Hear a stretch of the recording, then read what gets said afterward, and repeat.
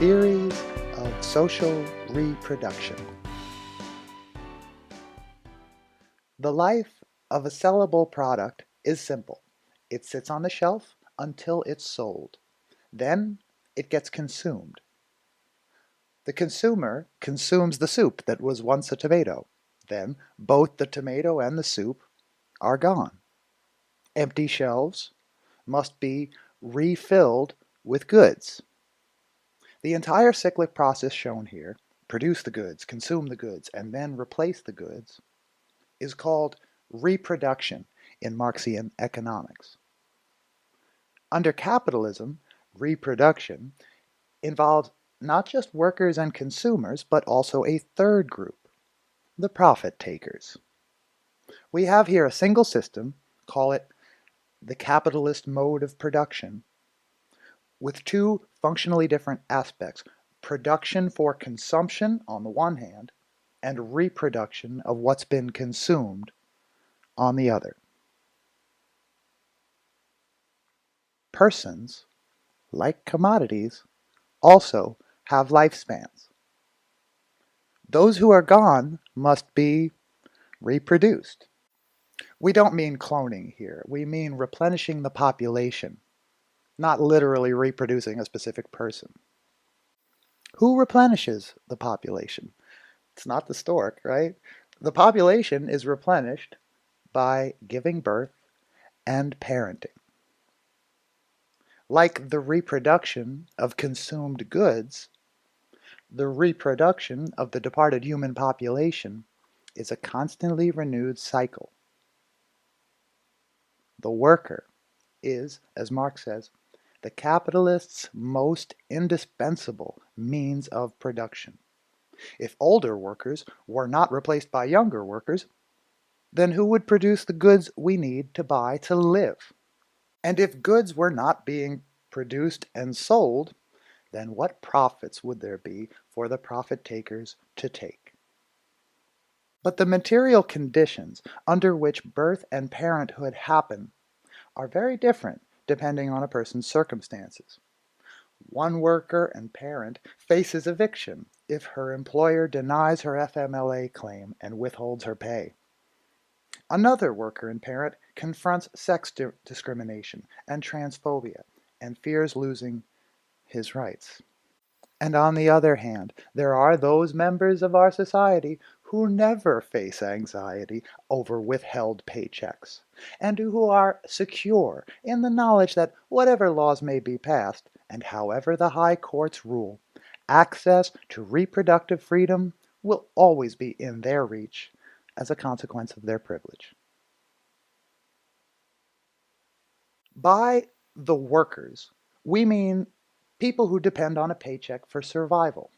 Marx says in Capital Volume 2, the working class has to live from hand to mouth. If you make your living by working, then you're what we call a worker. If you don't have to work, if it's possible for you to live solely on profits derived from your property, real estate, or a business you own, then you are not what we're calling a worker. Even if you spend 100 plus hours a week at the office. If you don't need a job to survive solely because of what you own, then you are among what Marx called the capitalist class, or the bourgeoisie.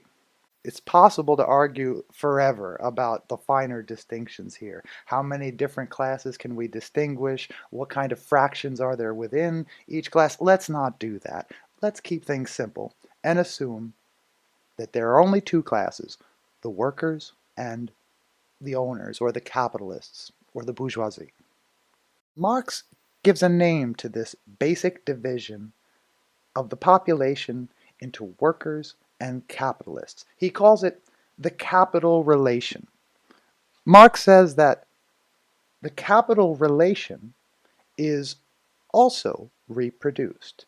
It's reproduced alongside commodities like cans of soup and toilet paper, all in the single process of commodity production. What does Marx mean here? Specifically, what exactly is being reproduced when the capital relation is reproduced and maintained? The wage labor system is being reproduced. That is, the system of capitalists owning factories where the workers work, and the workers themselves having no ownership stake in those factories. This system goes beyond factories, of course. Another example would be farms privately owned by corporate entities, worked by laborers who, again, have no ownership stake in the land. The same principle underlies both wage labor and capitalist agriculture. The workers own nothing but their bodies, their labor power, while the capitalists own the means of production, the factories, the land. As we've seen, the workers themselves must also be reproduced. So must the capitalists. The reproduction of the capital relation means the reproduction of all three elements: the workers, the capitalists, and the grand division into the working and capitalist classes. A division that takes the form of wage labor. Marx's theory of reproduction helps us conceptualize how class rule is reproduced through the continually renewed process of economic reproduction. It's natural to ask whether other forms of rule or domination are reproduced by economic processes in an analogous way. Engels wrote at length about the economic domination of women in The Origin of the Family, Private Property, and the State, which was published in 1884. Engels, along with Marx, saw the family as a kind of microcosm in which social antagonisms, including class division, appeared, as he put it, in miniature. As the quote here shows, Engels saw the relation between husband and wife as being similar to the relation between the bourgeoisie. No, more than that, more than similar. He saw the relation between husband and wife as being of the same type as the relation between the bourgeoisie and the proletariat. Engels traces back the institution of male domination to ancient Rome. In Rome, the relation between husband and wife was one of pure and simple ownership. Let's jump forward through history a millennium or two and see what becomes of this relation after the Enlightenment. Immanuel Kant was Hegel's predecessor in the great chain of German idealist philosophers. He wrote extensively on ethics, law, politics, and international relations. He had some strange ideas about sexual ethics. He appeared to understand sexual activity as tantamount to using each other's bodies. For example, he said that although it is never okay to use another human being as a means to an end, two wrongs, in the case of sex, make a right, so it's fine that sexual partners use one another in the bedroom. Very strange. If this line of thinking makes any sense at all, it can maybe be understood in terms of the legal right to usage. Deleuze and Guattari point out that Kant defined marriage, also a kind of strange idea that marriage needed Kant to define it formally. Kant defined marriage as reciprocal ownership of your spouse's sexual organs. Deleuze and Guattari go on to remind us that the terms of service, so to speak, of the marriage contract were established legally in terms of what may be appropriated from the body of the wife. Appropriated may seem too polite a word for it.